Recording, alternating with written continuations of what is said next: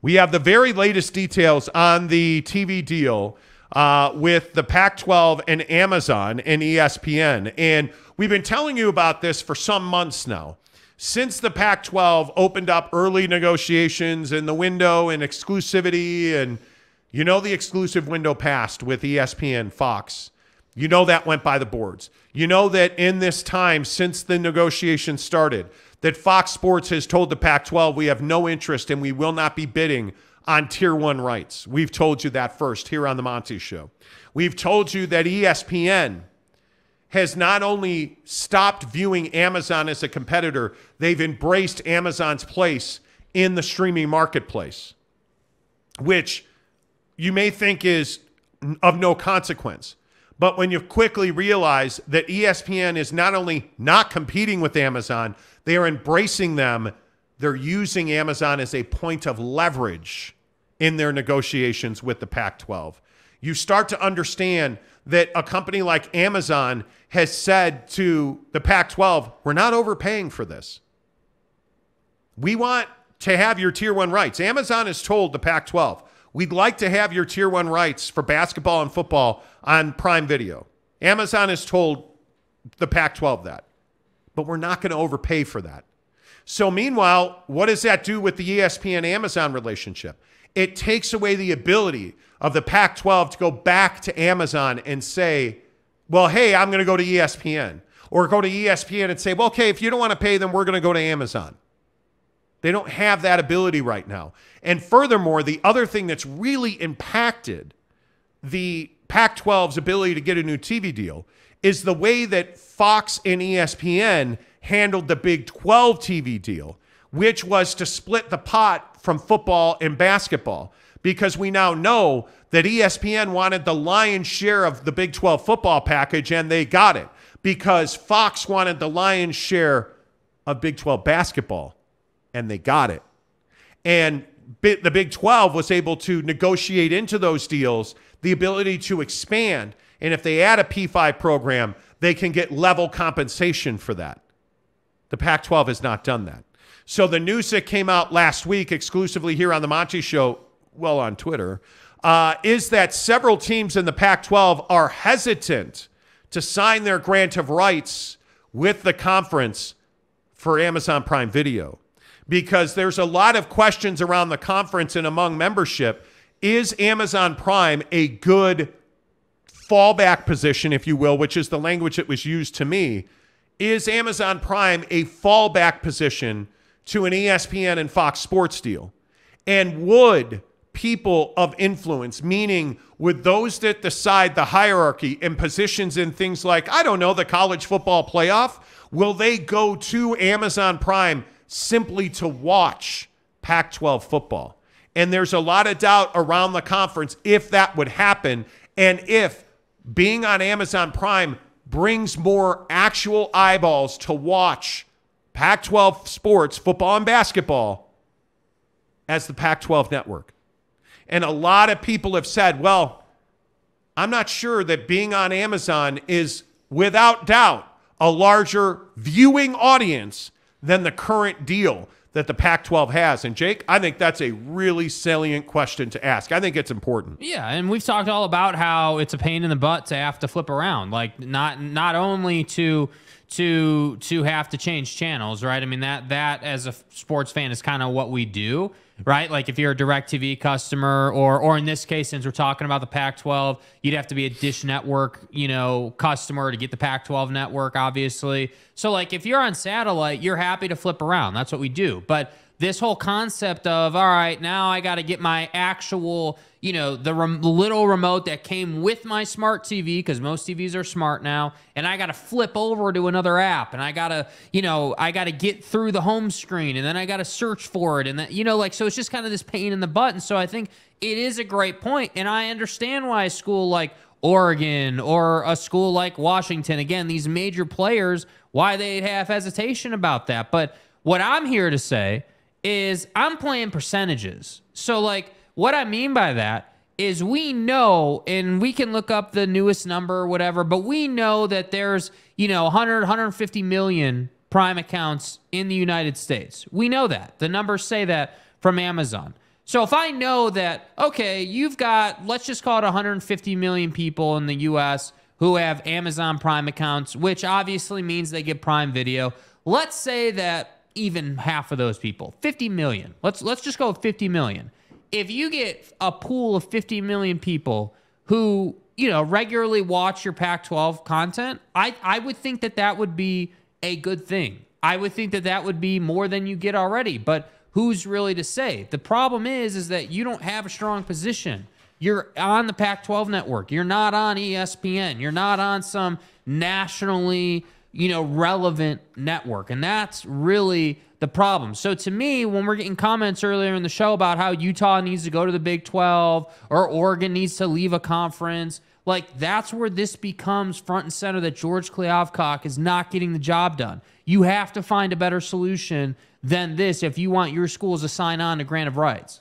Yeah, and I think that the main talking point here, without a doubt, is Oregon wants out of the Pac-12. That's what this says to me, because sources told us last week that Oregon is leading a group of schools that are balking at an Amazon deal. And I think it is I actually don't think it's a play to get out of the conference, but I think it's a really savvy question to ask. Yeah. And I know it seems ridiculous almost to what you were saying, but there are more viewers available on Amazon Prime Video.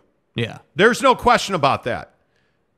The question is, are there more Pac-12 viewers on Amazon Prime Video than the Pac-12 network, than ABC and Fox?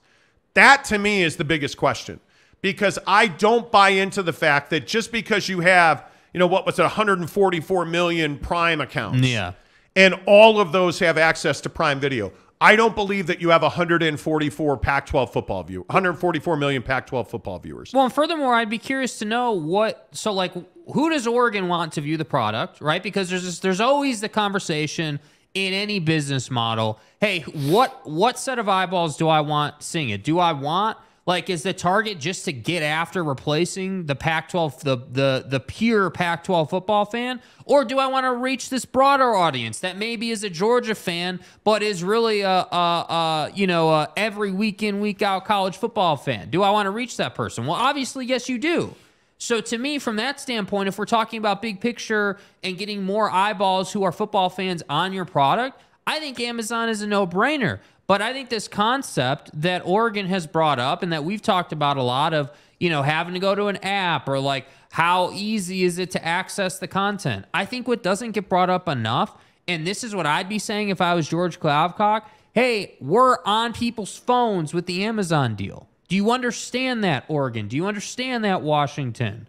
We're on people's phones now. They don't have to worry about having a DirecTV contract that allows them to stream and then pulling up the app. It's Amazon. We can't forget that. People use Amazon every day. There's a built-in comfort, unlike the Pac-12 network. There is no comfort. I don't know the Pac-12 network. I can honest to God say I think I've watched the Pac-12 network maybe twice in my entire life, and that was at a bar a couple of times. I've never been at my house and was like, yeah, hey, wow, I need to turn on the Pac-12 network. You know what I did? When Utah was on Pac-12 network, I checked the ESPN box score because I don't have access to Pac-12 network, and that's the reality of it. Well, I also think that what Amazon's doing, and I don't know, probably nobody follows what Amazon does, but Amazon is launching a sports-only app so that what Jake was talking about, Amazon is on your phone, and you can watch Amazon Prime Video on your phone. They're launching a standalone sports app so that, let's say they do wind up with the Pac-12 football and basketball rights, you can watch Pac-12 football on your phone.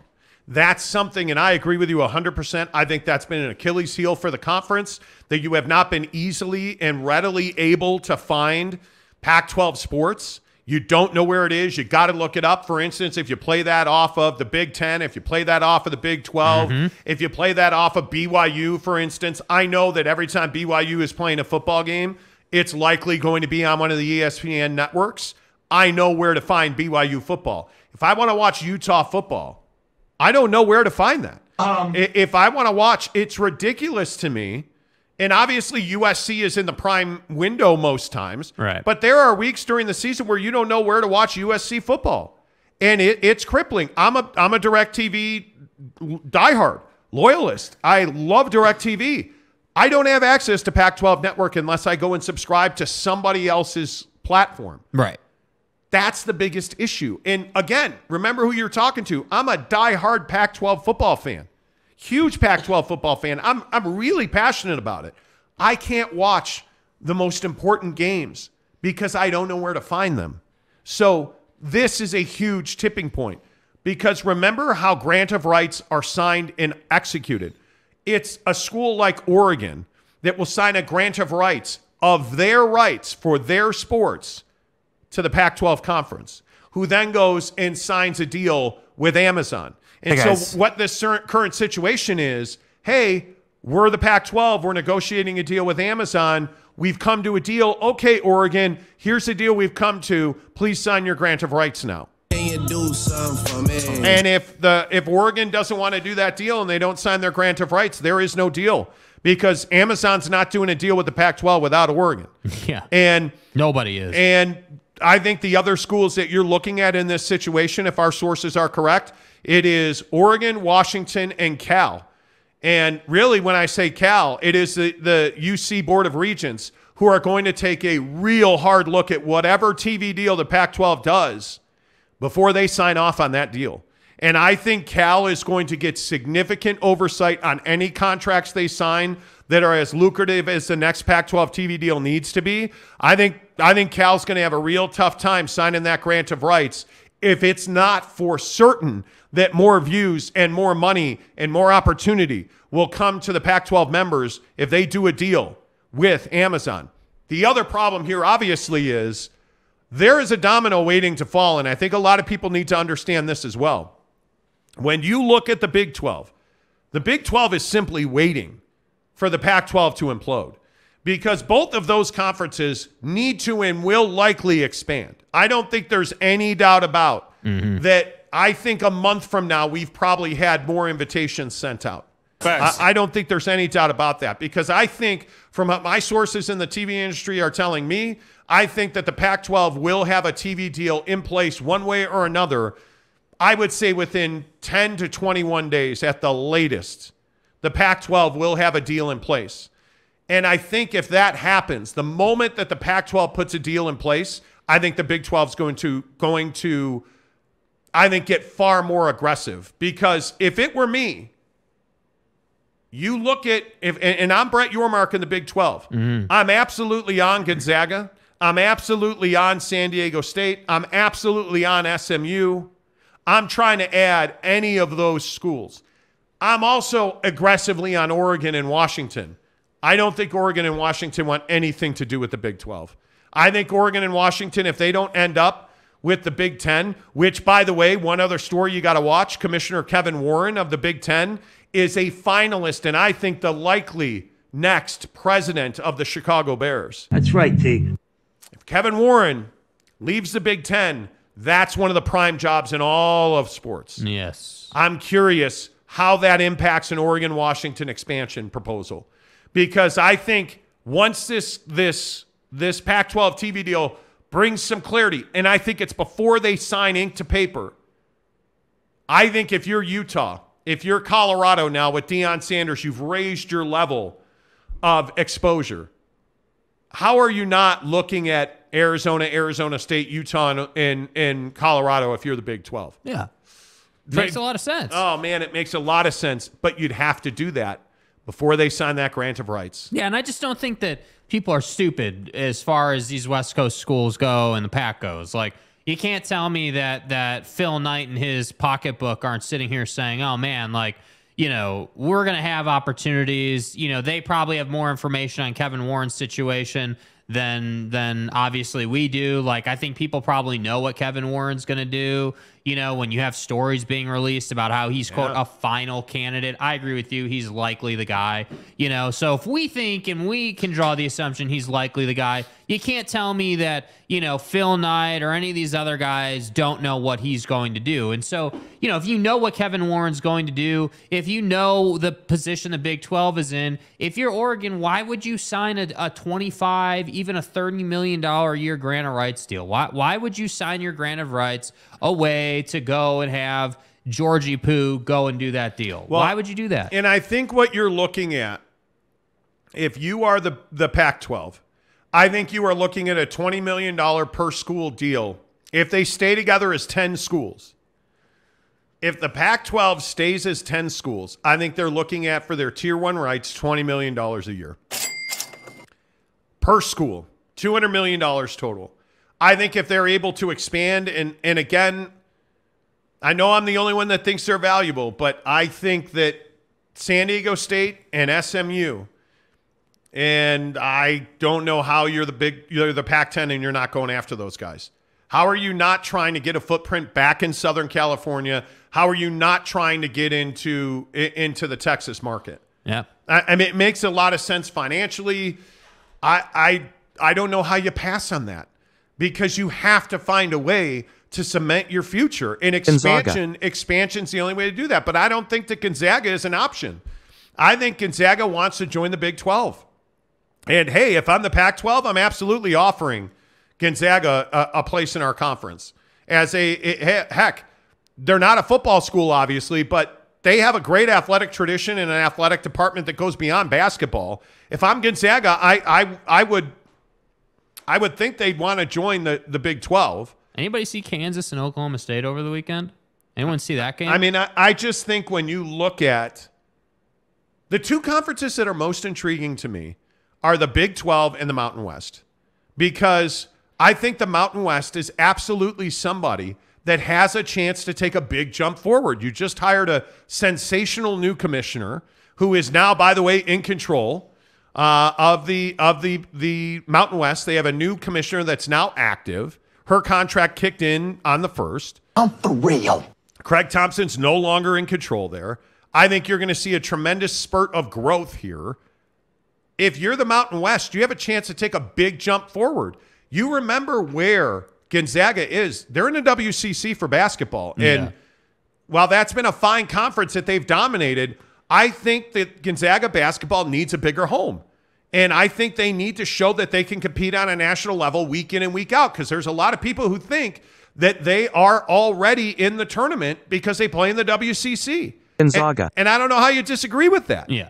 So I'm curious, does Gonzaga play for national championships and play at the level that they've played if they're in the Big 12 or the Pac-12 over the last 10 years? And I got to tell you, they probably don't. Yeah. So it's going to be really interesting to see what happens. All right, let's get your comments in here on Amazon and the Pac-12. Richard McDonald says, not a Pac-12 fan, as I feel they screwed my Cougs for years. Do you really feel like the Pac-10 and 12 screwed your BYU Cougars? I don't think they screwed the Cougars. They definitely looked down their nose at the Cougars, though. Yeah, but without independence, BYU's not where they are now. I think independence was really vitally important for BYU. Richard says, but Amazon is way better than what the Pac has now for watching, in my opinion. The Pac-12 network is a joke. It is a joke. I agree with that. Rick Fowler says, since NFL games went to Amazon for Thursday night, I have not watched one game, and I have Amazon Prime. Well, I got to tell you, you're the only one then, because Thursday night football numbers have been nice on Amazon Prime. Yeah. Thursday night football has done really, and the games haven't been great. But you see what I mean? They're playing they're playing the percentages. The only reason they're getting 13, 14 million viewers on Amazon Prime is because it's Amazon Prime. People already have it. It's easy.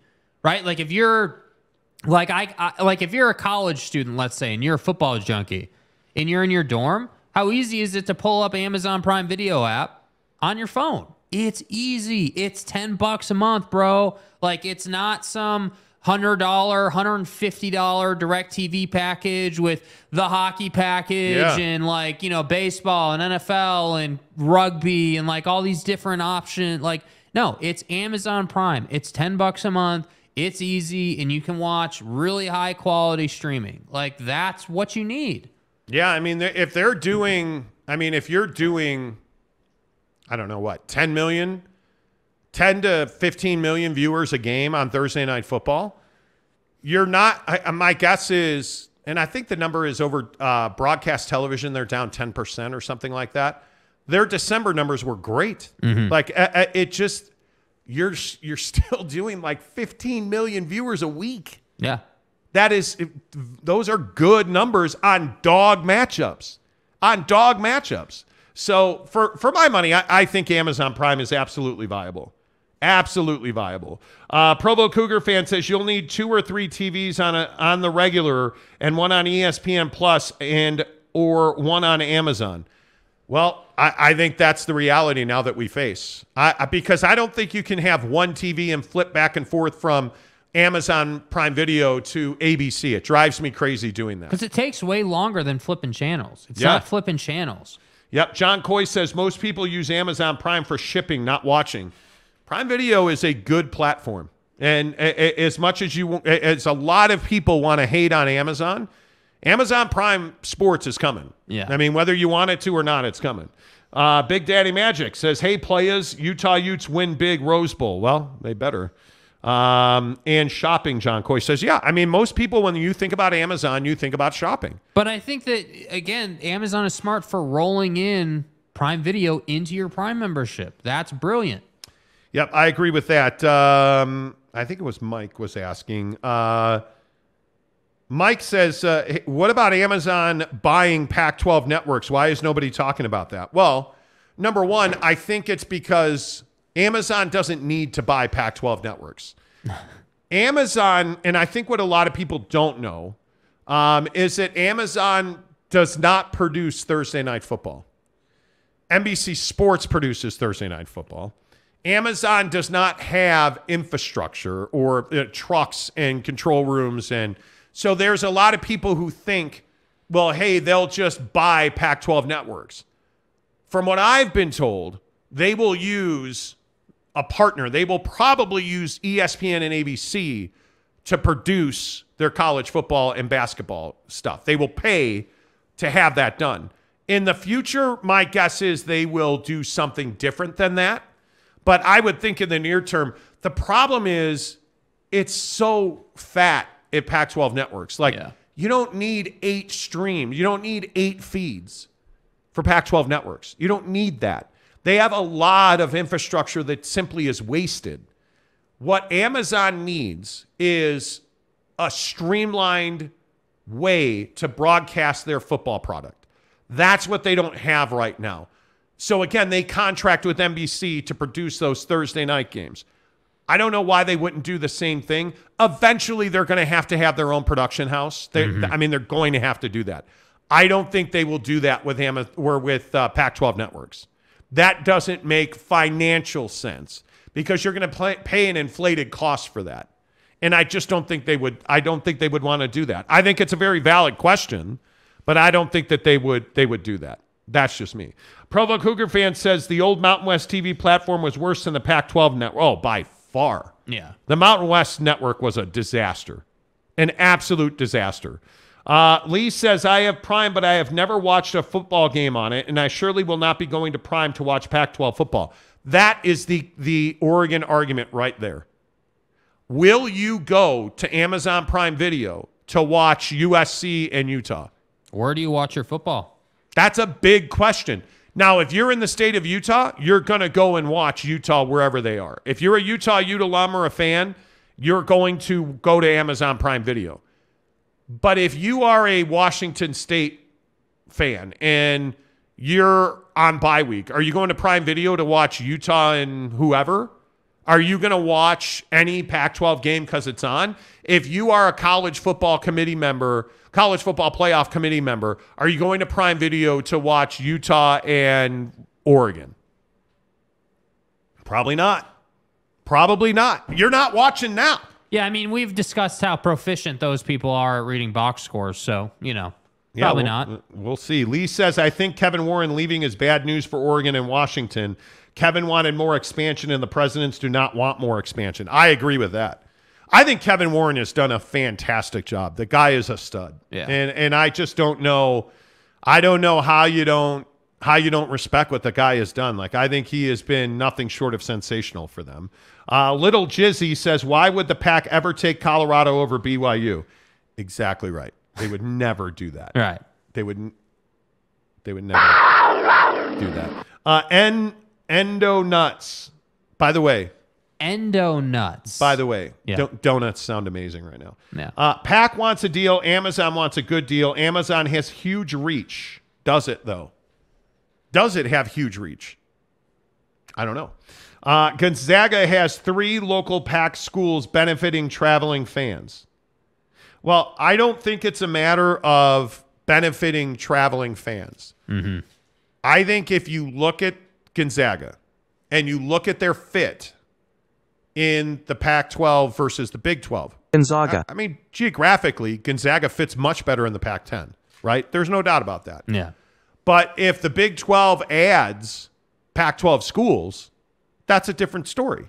And again, for a school that its athletic department is built on the revenue generated by basketball, and as down as Pac-12 basketball has been, I don't know how, if you're Gonzaga, you're not staring directly at Kansas and saying to yourself, hey, let's get in that conference. Yeah. How are like it makes more sense from a financial standpoint, I think, for Gonzaga to join the Big 12 than it does the Pac-12. Yeah. That's just my opinion, though. Gumby Too Sexy says, guys, welcome back, guys. Thank you. Hey guys. Love hey it. guys. Louis Capazzo says, George is filling his pocket all while killing the Pac. Totally agree with that. Mike Maples, how did Yormark handle losing OU in Texas? Compared to what Georgie has done since USC and UCLA announced they're leaving, Georgie is bound to screw this up. I just think Brett Yormark has looked at USC and UCLA and Texas and Oklahoma and all of this realignment. He's looked at all of those moves as opportunity. Whereas Kliavkoff has looked at USC and UCLA as some tragedy. Yeah. Is it good for the Pac-12 that USC and UCLA are going to the Big Ten? Hell no, it's not. Uh-oh. It's a disaster, but it's an opportunity. The problem is not the problem. Your reaction to the problem is the problem. Right. How are you going to replace USC and UCLA? That's the only question that should be asked.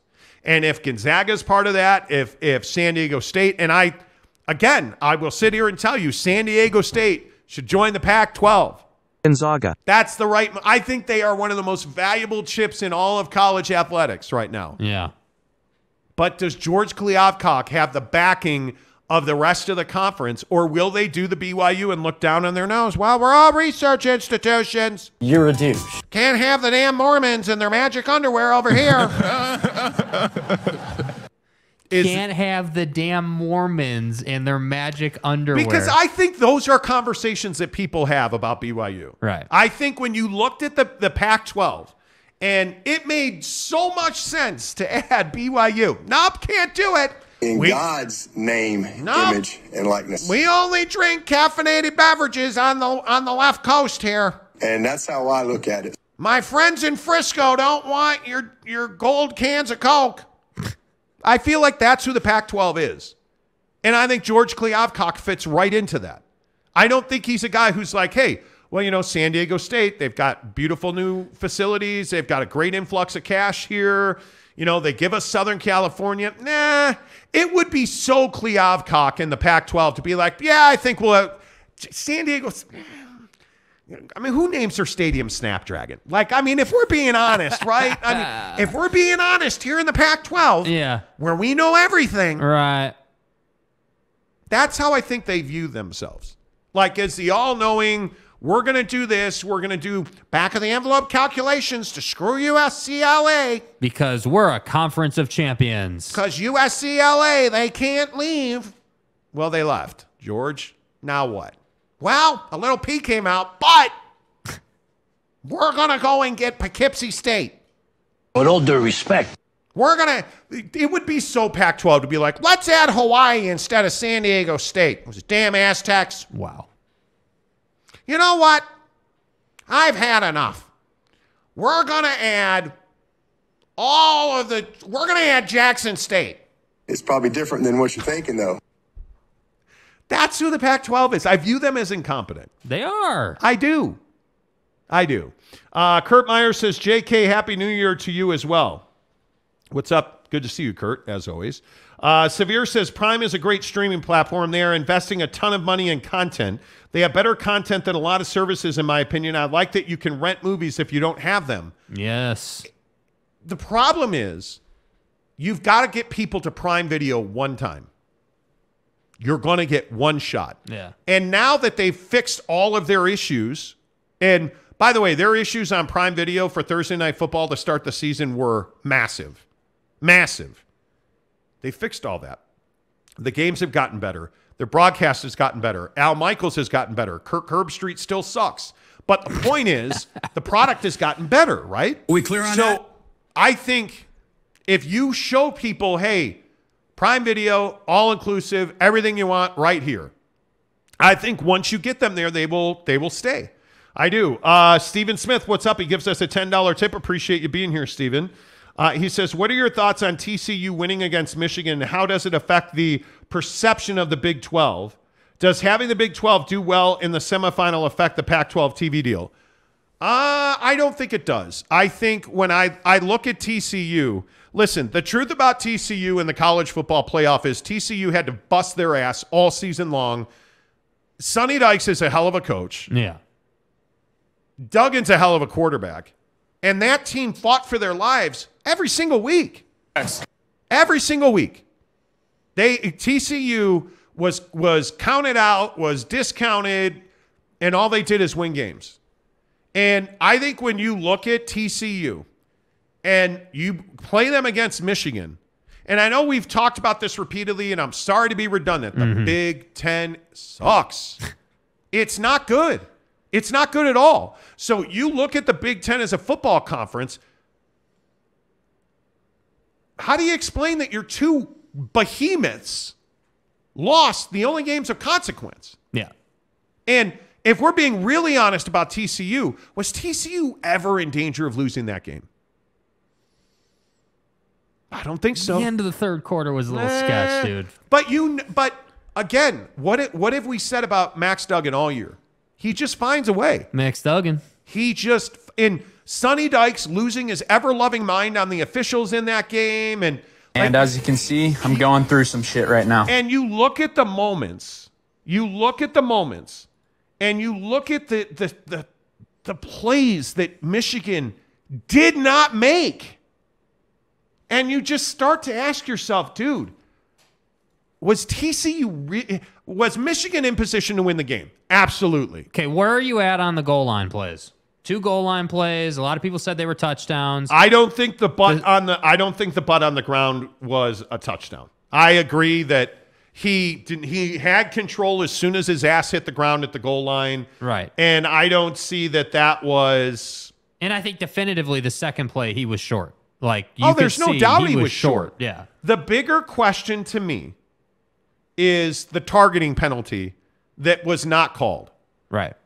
It was reviewed, and they said not targeting. Do you guys believe that was targeting? No, I don't believe it was targeting. And they played football, and TCU won the game. Yeah. You're Michigan holding on to a targeting penalty. TCU was just the better team. Yeah, I felt like TCU was a hell of a lot more physical than Michigan was, and I think that Big 12 physicality is something that BYU has run into a ton. I mean, we saw them struggle against Baylor's physicality. You know, we've seen, the Big 12 just chew that conference alive the whole season with physicality and with wanting it more and with being grittier. And that's what I mean when I say that the Big 10 is soft. Yeah, great. CJ Stroud is a wonderfully talented quarterback. The guy's got arm for days.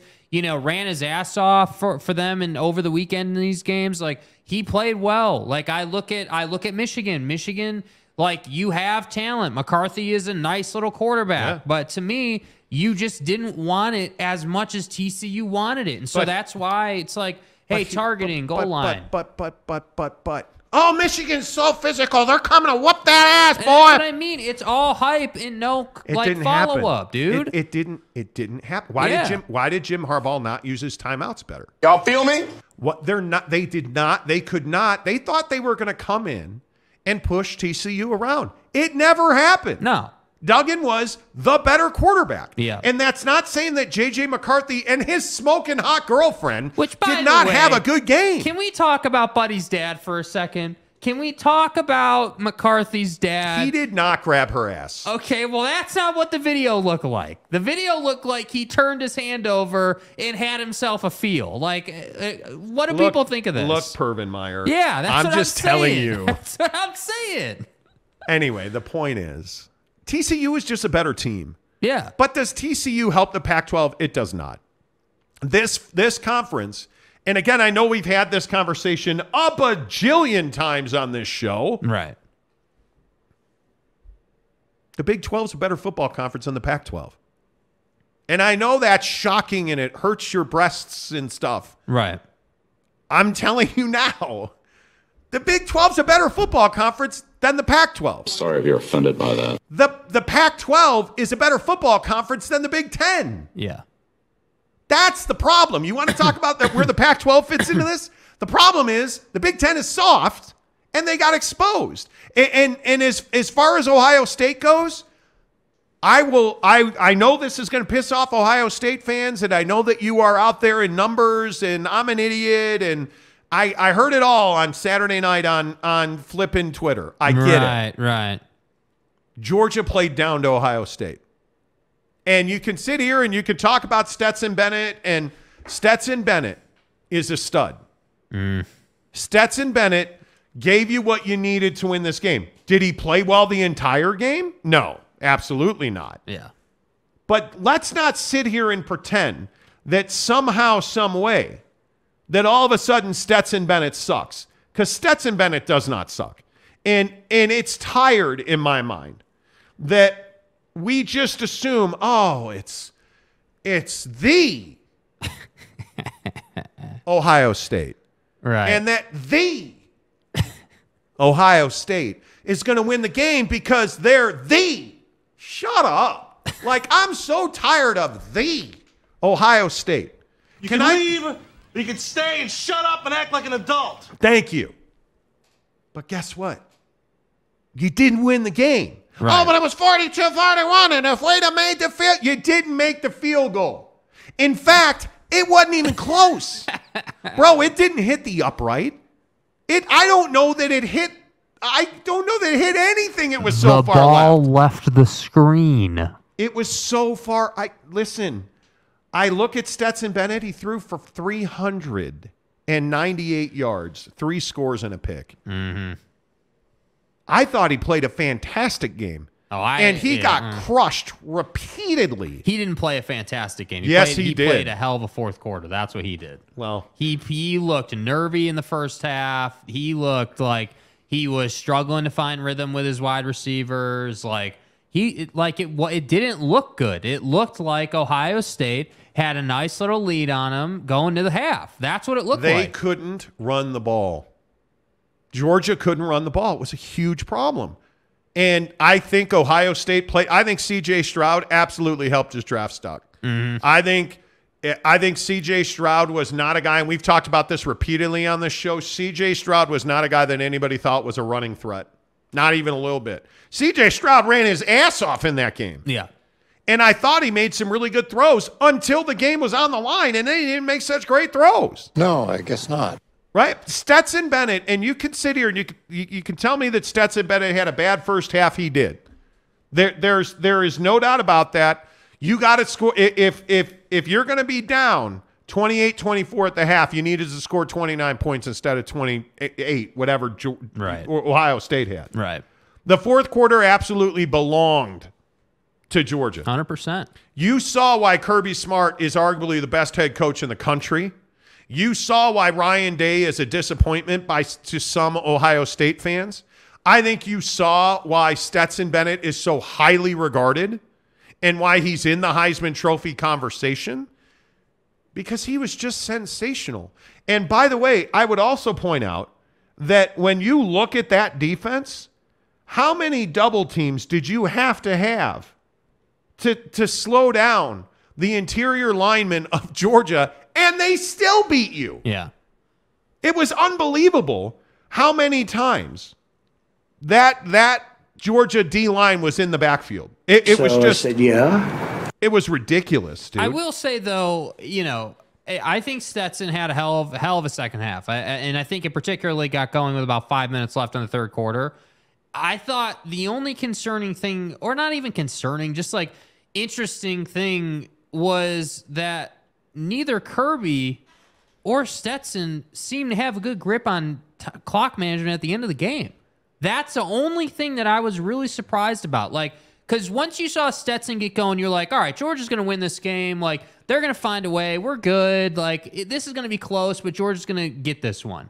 But when you left, like, I think it was like 45 seconds on the clock for Ohio State, I was like, dude, like, is it just me or is that a lot of time? Like, that's a lot of time, and I think Ohio State had all 3 timeouts as well. And why? But why did they continue? And this is the thing I don't understand. Why were you leaving Ringo in man coverage? If you're Georgia, that's the one thing I didn't understand. Yeah. But again, Ringo is a guy that has routinely been terrible this season. Terrible. Teams attacked him all year. He got beat repeatedly. Mm-hmm. But what did he do? When the game was on the line, what did he do? He made a huge play because he plays at Georgia, and they're ready to make those big plays. There's no way to get around the fact that Ohio State just stopped playing in the fourth quarter. Georgia dominated. Yeah. Hey, I think Georgia played down to the Ohio State.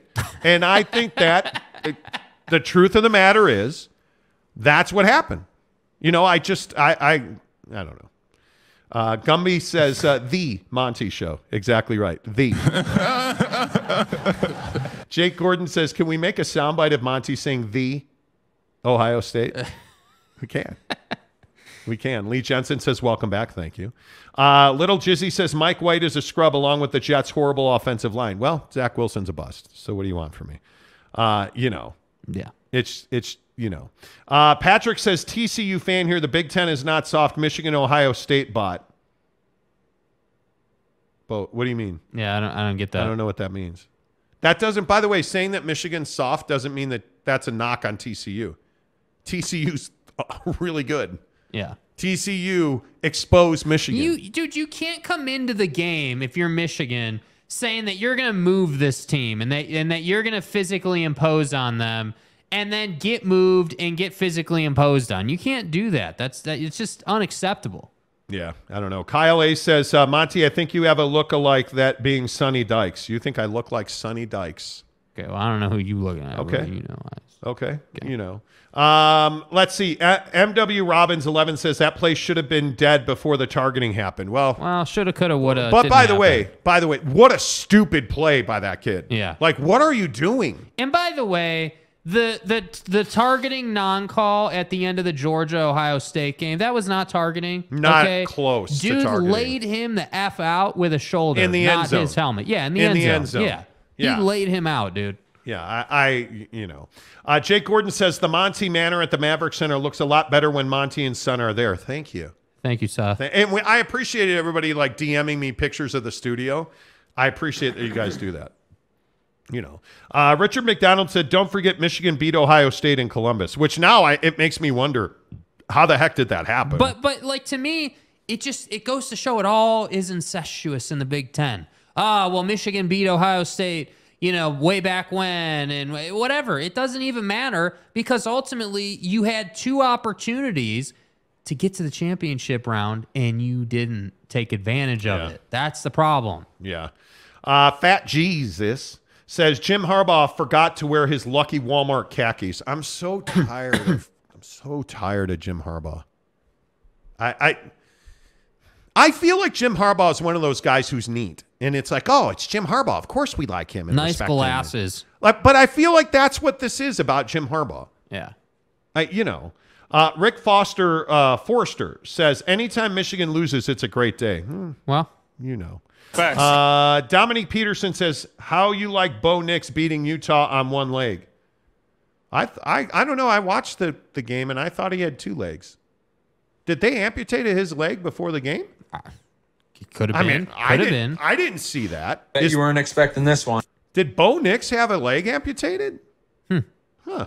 Dominique also says Utah sucks. Well, I don't know how to break this to you, kid, but Utah is back-to-back Pac-12 champions. Is Dominique a rebranded or retreaded version of Duck season? Could be. Could be. Sean Mirzinski says, okay, Dominic. Look, I'm sorry. I know we're the largest sports talk show here in Utah by a good margin. And, you know, I want to listen. I want to apologize. How we missed the Bo Nix leg amputation story, it's incompetence. I don't fucking know. Like, I can't believe we missed that story.